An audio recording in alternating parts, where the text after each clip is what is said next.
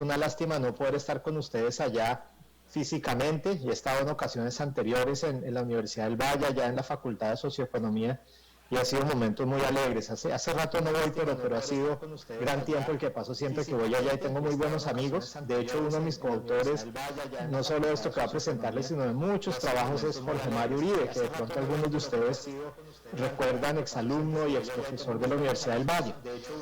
Y bueno, cuando el profesor Fraser me ofreció presentar en este importante espacio, y yo muy agradecido, pensé mucho de qué hablar.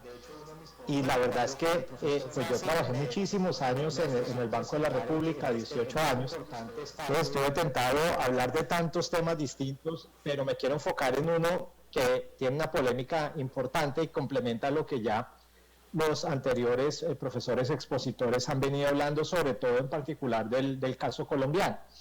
Pensé mucho hablar sobre el tema del mandato del Banco Central, del cual hablaron ya hace un momento, y es un tema importantísimo. Yo estoy convencido, digamos, de que uno de los grandes entorpecimientos de por qué el Banco Central, o conociéndolo desde adentro, por qué la Junta Directiva no se empeña más en otros objetivos, aun cuando a veces ve claro que subir la tasa de interés no es el camino para enfrentar una situación como la de ahora, es porque ellos tienen un mandato constitucional muy fuerte que dice que el objetivo principal del Banco de la República es mantener el poder adquisitivo de la moneda, y muy secundario, estabilidad del producto. Me gusta que pues, se mencionó acá la Reserva Federal, el mandato es dual, claro, y el de pleno empleo, o la mayor, digamos, el menor desempleo posible. No se habla de pleno empleo, pero sí, digamos, del máximo empleo posible en la economía. Es un mandato explícito y muy importante de la Reserva Federal. De hecho, la Reserva Federal ahorita está subiendo las tasas de interés de manera considerable, pues que el desempleo está muy por debajo del promedio histórico de Estados Unidos, que está alrededor de 4, ahorita está como en 3,6, 3,7%, y tienen como todavía el campo para seguir siendo la tasa de interés. En el caso colombiano no pasa eso. El tema laboral es muy importante, tenemos una tasa de desempleo altísima estructuralmente, y además una tasa de desempleo que oscila mucho con el ciclo económico, y a nadie le importa lastimosamente el empleo si no se enfocan mucho en el tema inflacionario, que además ahorita yo creo que con la tasa de interés, me adhiero mucho a lo que decía Cristian, no es el instrumento fundamental para atacar el problema, pero no quiero hablar de eso. Hoy justamente saqué un documentico en donde pongo mi postura como sobre ese tema en Razón Pública, para los que lo quieran ver por ahí en Twitter, lo tengo para las personas que quieran leer mi postura sobre eso. Lo pensé mucho y quería traer un articulito que estoy trabajando con dos coautores del FLAR, Carlos Giraldo y Ader Giraldo, y con Jorge Mario Uribe, en el que hacemos la evaluación de una política de controles de capitales que se implementó en Colombia, y estamos viendo el impacto causal de esa política de controles de capitales sobre estabilidad financiera, que es otro de los trabajos, digamos. Yo insisto mucho en que un objetivo explícito del Banco Central, así como es el del Banco de Inglaterra, en el Banco Central Europeo está presente ese objetivo, es el de mantener el objetivo dual, donde está estabilidad de precios y estabilidad financiera. Yo siempre he insistido en que en Colombia debería haber eso. Lastimosamente, digamos, se ha ignorado mucho y se habla pues de que toca una reforma constitucional para introducirlo, lo cual no es necesariamente cierto, pero es otra discusión aparte que, verdad, nos respetamos en eso, me demoro mucho hablando. Más centrarme en este artículo. Lo único que está en inglés es el título, que lo puse en inglés para las personas que quieran buscarlo en el internet, pero realmente vamos a evaluar la PBA, la posición bruta de apalancamiento, que fue una medida de control de capitales, de control en la parte cambiaria que impuso el Banco de la República en el año 2007, ya les hablo en qué contexto, para generar un efecto en varias variables. Nosotros vimos la estabilidad financiera, que es donde se debería preocupar ese efecto de esa medida de control de capitales del Banco Central. Y como les digo, me parece que complementa bien lo que ya los otros profesores han mencionado. Y hay una pregunta que a mí, que me gusta tanto mirar Twitter, y supongo que a varios de ustedes también, hay una pregunta que se hace mucha gente, y es: ¿son efectivos los controles de capitales? Y tuvo mucha relevancia recientemente en Colombia porque en algún momento, no sé, empezó a circular información de que el gobierno quería de alguna manera, digamos, imponer o de alguna manera seducir al Banco de la República para que impusiera algún tipo de control de capitales, y mucha gente se hacía cruces. Y la verdad es que Colombia ha implementado controles de capitales mucho tiempo y de forma permanente. Y lo que pasa es que la gente no conoce y no sabe que eso está sucediendo, pero los controles de capitales son permanentes en la historia del Banco Central, y ya les cuento por qué, desde los últimos 20 años para acá. Entonces, el tema de los controles de capitales, si hay que imponerlos, si no son efectivos, si son efectivos, parte de algo que se conoce como la trilogía imposible. Y es pues el bien conocido resultado del libro de texto que dice: no se pueden tener las siguientes 3 cosas que podrían ser muy deseables para un banco central en un país como el nuestro, pero que no se pueden tener al tiempo. Tasa de cambio fija o poco variable, una tasa de cambio estable, pensémoslo de esa manera, política monetaria autónoma y libertad de flujos de capital. Esas 3 cosas a la vez es absolutamente imposible. Máximo se pueden lograr 2 de ellas sacrificando la tercera. Entonces, antes de la crisis financiera global, cada vez que aparece GFC, la crisis financiera 2008-2010, que algunas personas llaman la crisis del Atlántico Norte, porque realmente a un país como Colombia no le hizo gran cosa, fue más que todo países desarrollados del Atlántico Norte, o sea, Europa Occidental sí, y Estados Unidos y Canadá. Pero antes de eso, la sabiduría convencional rechazaba el uso de controles de capitales. De hecho, cuando las misiones del Fondo Monetario Internacional venían, por ejemplo, a Colombia, al Banco Central siempre le decían: oiga, ustedes esas medidas cambiarias que tienen en la resolución 8 del año 2000, que ahorita se actualizó al 2018, pero quedó en lo principal intacto, no nos gusta, ustedes esas regulaciones lo que están es impidiendo el desarrollo del sistema financiero colombiano. Pueden tener o pueden no tener razón, y no vamos a discutir eso ahora porque eso es una discusión pues que nadie tiene la respuesta y es muy acalorada y muy larga. Lo que sí es cierto es que la experiencia durante esa gran recesión y la reciente de algunos países, en momentos como el COVID, en momentos de otro tipo de movimientos fuertes en precios de commodities que han generado inestabilidad financiera en países productores de estos commodities, etcétera, y también grandes consumidores, ha llevado a que incluso el Fondo Monetario Internacional cambie el discurso y diga: oiga, a veces, bajo ciertas circunstancias, puede ser bueno que economías pequeñas y abiertas, acá Colombia, ¿cierto?, usen ciertos tipos de controles de capitales. No a la entrada, no a la salida, perdón, a la entrada, y es un punto importante. A la salida sería una cosa horrible si uno dice: oiga, entró un inversionista y ahora no quiero dejar que saque los réditos de su inversión por algún tema cambiario, por ejemplo, como que se está depreciando mucho el tipo de cambio. Eso es sencillamente secuestrar la plata a otra persona y nadie volvería a entrar a Colombia a invertir jamás. Eso no lo ha hecho, que yo sepa, ningún país democrático. Pero a la entrada sí se han impuesto en muchos países, no solo en Colombia, sino en muchos otros países, en momentos del tiempo distintos e incluso de manera permanente, como les voy a contar el caso colombiano. Los controles de capitales de este tipo, los que les voy a hablar, son vistos de hecho como medidas macroprudenciales, son para preservar la estabilidad sistémica, no que no se quiebre un banco particular, sino la estabilidad general del sistema financiero colombiano, que el sistema de pagos, el sistema financiero, como bien público que digamos que ofrecen, funcionen bien. Y acá hay algo interesante. Charles Calomiris, que es un profesor muy importante de la Universidad de Columbia, él vino a Colombia hacia el año 2008, me acuerdo bien porque pues, me tocó atenderlo todo el día. Yo era director de un departamento del Banco de la República y me tocó hablar con él mucho. Pues me tocó, no lo digo en mal tema, una gran charla, un tema muy interesante. Él tiene un artículo muy interesante del año 91 junto a Kahn, en el que critica el sistema del seguro de depósitos estilo Diamond Digby, que fueron los que ganaron el premio Nobel ahorita recientemente.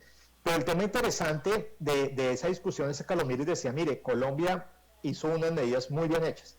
Y no lo dijo solo por él haber venido a Colombia. Después, en varios foros a nivel internacional, sacaba las medidas de José Darío Uribe como un ejemplo de lo que un banquero central de un país emergente como el nuestro debería hacer en momentos en los que está entrando desaforadamente flujos de capitales a la economía, y sabemos que con una probabilidad alta van a desembocar en crisis financieras futuras. Hay un artículo muy importante publicado en el año 2012 en American Economic Review por Shulari y Keith Taylor, en el que ellos demuestran, utilizando información de 1870 hasta 2008, muestran que en todas las crisis financieras que ha tenido 14 economías desarrolladas del mundo en ese lapso de tiempo, 2 años antes de la crisis financiera se han visto 2 hechos estilizados, 2 regularidades empíricas: crecimiento anormal del crédito y crecimiento fuerte de precios de activos reales, especialmente de vivienda. Esos 2 subidas digamos, crecimiento anormal del crédito y subida muy fuerte de precios de vivienda, son los mejores predictores de crisis financiera futura. Y en eso se apalanca mucho los hacedores de política de países emergentes que dicen no queremos que eso pase, nos anticipamos cuando hay furor de las economías internacionales por un alto apetito por riesgo y bajas tasas de interés globales a entrar a economías emergentes con mejores retornos a inversiones de corto plazo, nos adelantamos y no dejamos que ese ritmo de entrada de capitales sea tan desaforado como los inversionistas quieren. Y eso ha pasado en muchos países, acá coloco por ejemplo, con los controles de capitales, como la intervención cambiaria, que de hecho suelen hacerse par y paso por el tema de la trilogía imposible, caso Colombia, Chile, Brasil, Israel, muchos otros países, también tienen costos.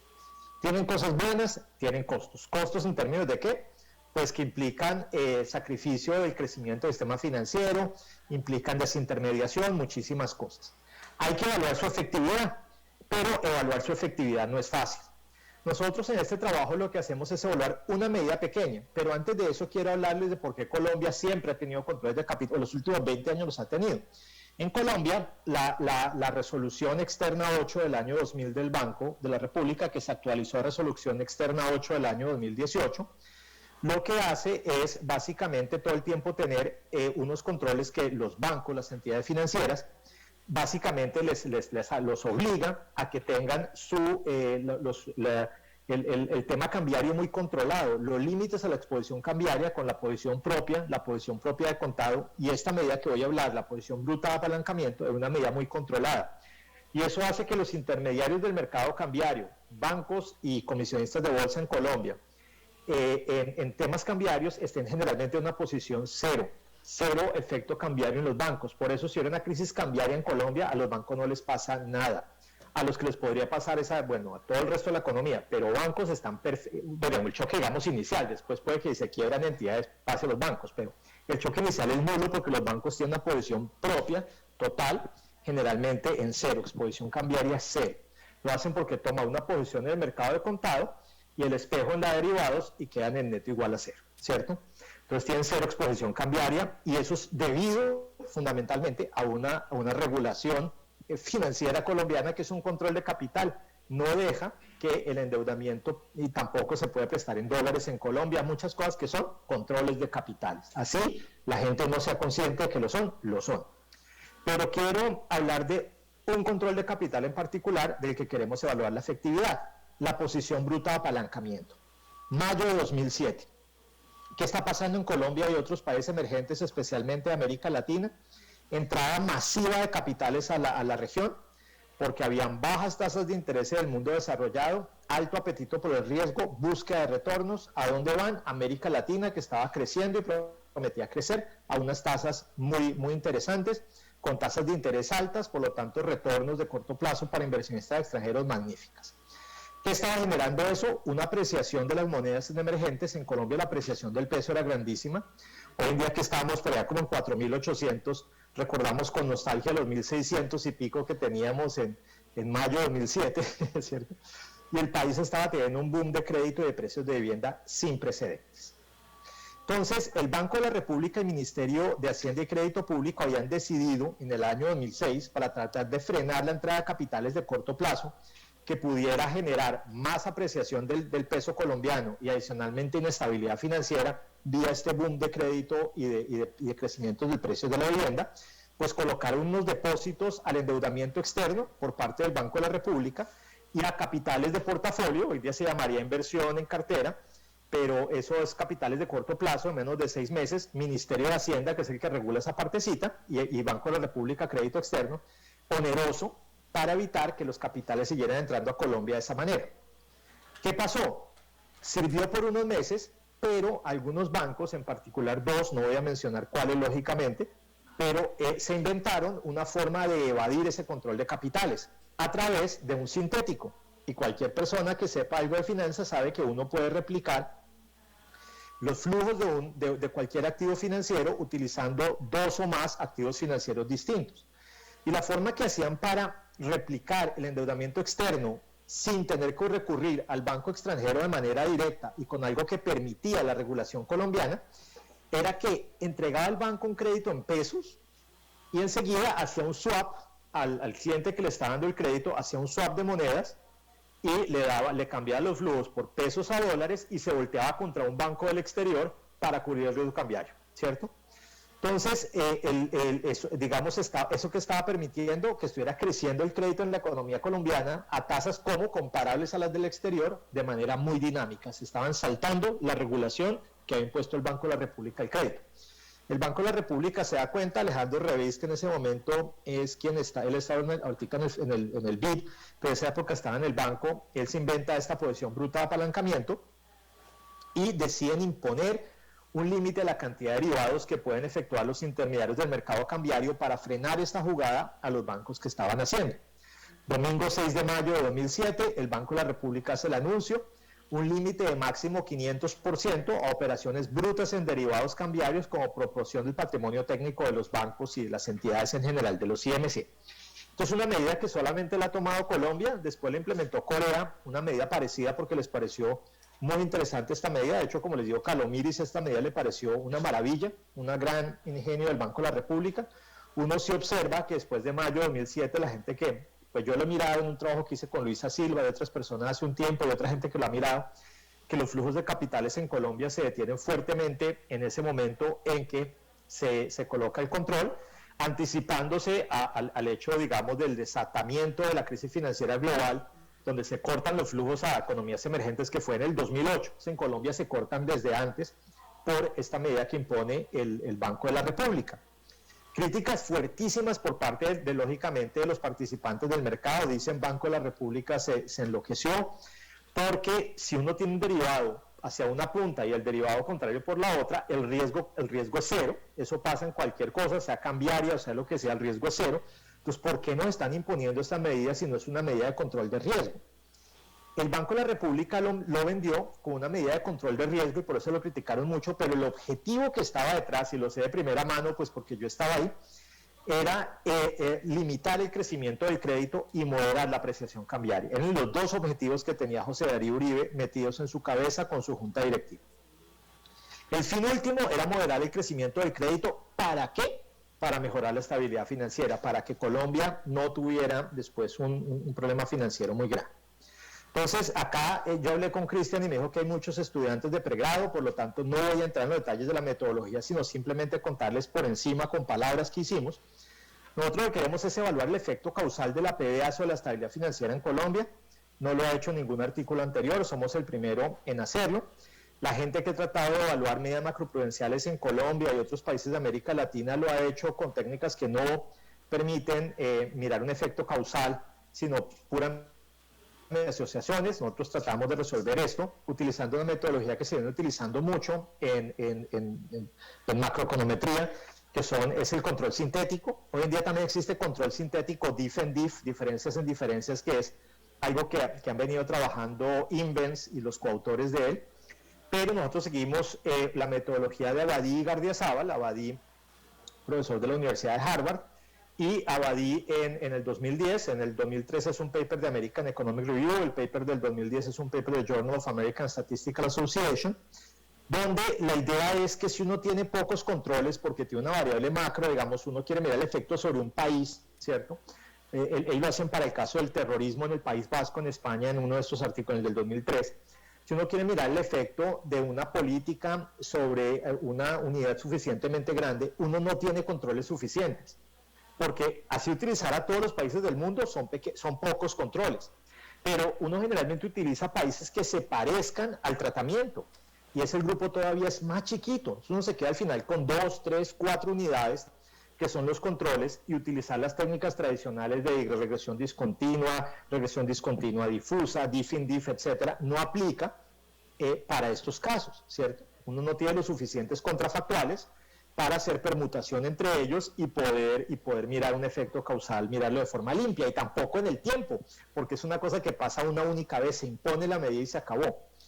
Entonces, realmente, para hacerlo, seguimos este control sintético. Se ha utilizado para muchas otras cosas, se ha utilizado, como les digo, para evaluar efectos de acciones terroristas o resultados económicos, se ha utilizado para mirar efectos de leyes de paridad de salarios en género, sobre el empleo digamos en Canadá. De hecho, ahí les cuento para que vean algo interesante. Ya en Colombia se ha pensado en eso, que los resultados son muy malos, que los resultados dan que cuando se imponen esas leyes, generalmente termina siendo en contra de, se reduce, mejor dicho, la contratación de aquel grupo al que se pretende darle igualdad frente al otro que estaba por debajo en salarios. Los resultados que hay en la literatura y hay que mostrarlos.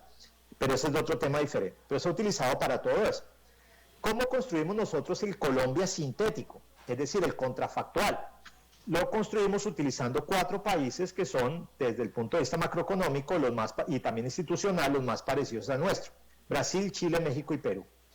Una cosa interesante, digamos, cuando ustedes trabajen, los que han trabajado pronto acá en Banco de la República o en gobierno, verán que Colombia siempre sigue muy de cerca lo que hace Chile y lo que hace México. Son los países que nosotros consideramos más cercanos a nosotros y los que, por lo menos en tema de banca central y de decisiones macroeconómicas, seguimos más de cerca.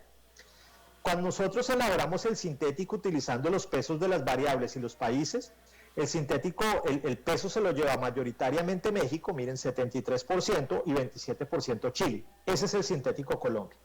Y en cuanto a variables para hacer el sintético, utilizamos muchas variables macro: crecimiento del PIB, relación de inversión a PIB, tasa de desempleo, inflación, precios de vivienda, base monetaria, tasa de cambio, reservas internacionales, balance fiscal, variables externas, etcétera. Muchísimas variables, y cada variable tiene un peso óptimo de acuerdo con lo que utilizamos nosotros. Tenemos óptimamente los pesos usando el control sintético.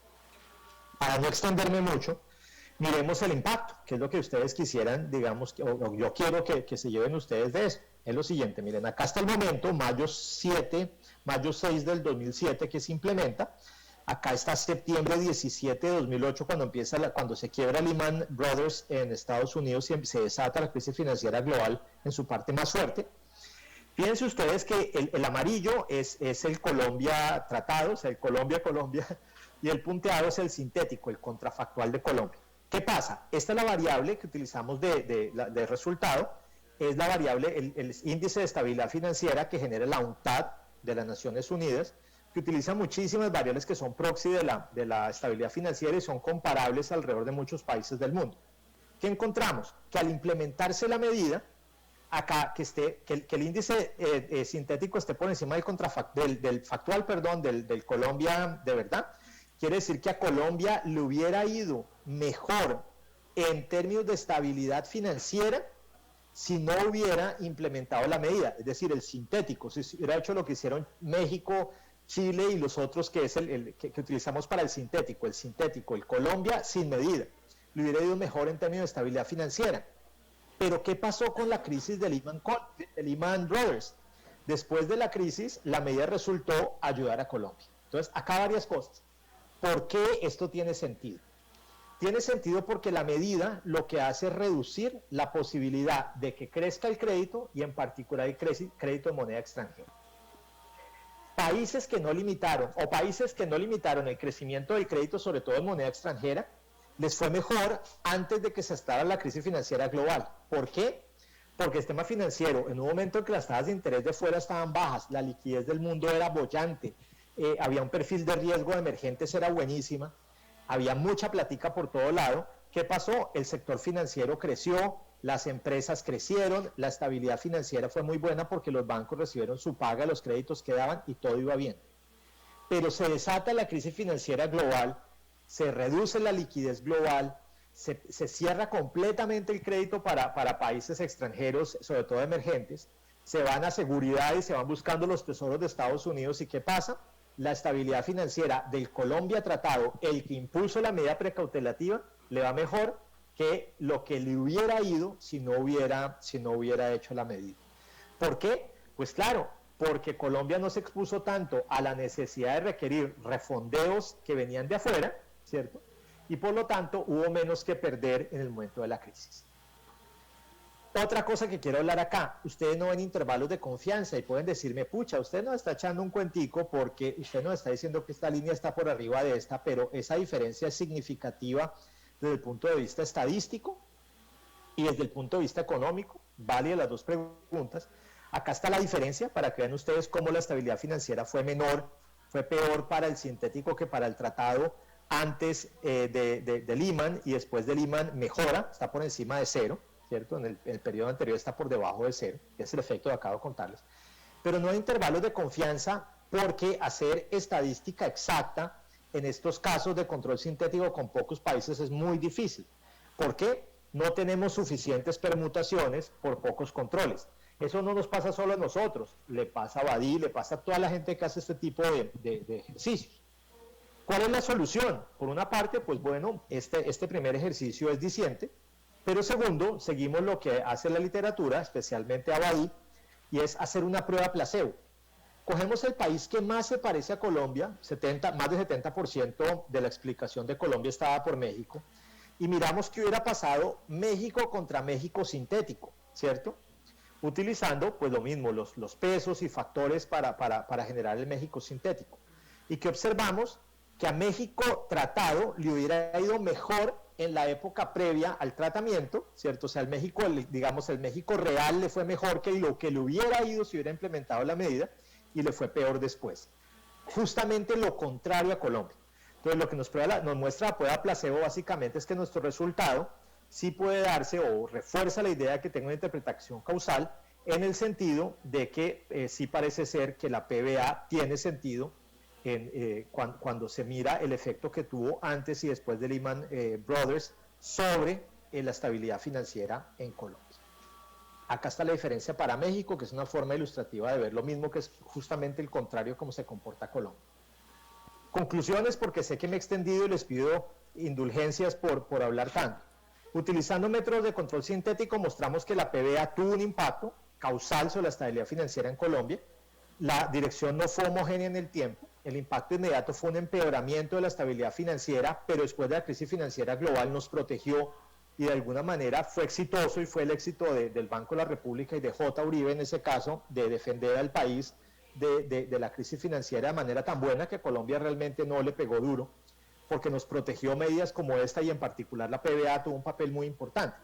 Sin embargo, quedan muchas preguntas interesantes. Una es, ¿qué hubiera pasado si no hubiera habido crisis financiera global? Nos quedamos con una medida permanente, esa sigue siendo permanente hoy día, por eso les digo, por ejemplo, que no permite que el sistema financiero colombiano crezca tanto. El sistema financiero colombiano es de los menos profundos entre los países de ingreso medio alto comparables, por ejemplo, la cola de la OECD donde estamos nosotros, los comparables con otros tienen una profundización financiera mucho mayor que la nuestra. ¿Y cuál fue el costo de la PBA entonces en términos de intermediación financiera? ¿Debería quitarse solamente por ese cierto momento del tiempo? Son preguntas interesantes que les dejo a ustedes jóvenes para que las trabajen más adelante. Pero yo quería hoy desmitificar un poco el tema de tenerle miedo a los controles de capitales y dejar de comerse los cuentos de que echa la gente en Twitter, que muchas veces no tiene ni idea de lo que está diciendo y dice, no, controles de capital es terrible, porque lo sacó por allá un libro de Mankiw con el que economía básica, y ni siquiera saben qué ha pasado en Colombia ni en otros países, si se ha hecho esto antes, si no se ha hecho, y pues sale uno y dice algo y lo insultan, ¿no? Pero pues perdón, yo trabajé allá 18 años, estuve detrás de muchas de estas medidas, creo que me sé la historia de estas cosas mejor que muchas personas, y quería contarles esto para que ustedes desmitifiquen esas cosas y miren un poquito más allá de esos libros de texto básicos, que lo que hacen es más daño a veces que bien. Muchísimas gracias a todos, y si alguna pregunta o algo, quedo más que contento de recibir.